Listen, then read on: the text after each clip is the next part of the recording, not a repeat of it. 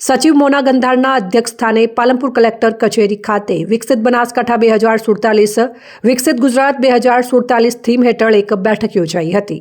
આ બેઠકનો મુખ્ય ઉદ્દેશ્ય જિલ્લાના સર્વાંગી વિકાસ માટે ચાલી રહેલી યોજનાઓની સમીક્ષા કરવાનો હતો। આ બેઠક દરમિયાન શિક્ષણ, આરોગ્ય, કૃષિ ઉદ્યોગ, રોજગાર, ઇન્ફ્રાસ્ટ્રક્ચર, સ્વચ્છતા અને સામાજિક કલ્યાણ જેવા મહત્વપૂર્ણ ક્ષેત્રોમાં ચાલી રહેલા વિકાસ કાર્યો અને યોજનાઓની વિસ્તૃત સમીક્ષા કરવામાં આવી હતી।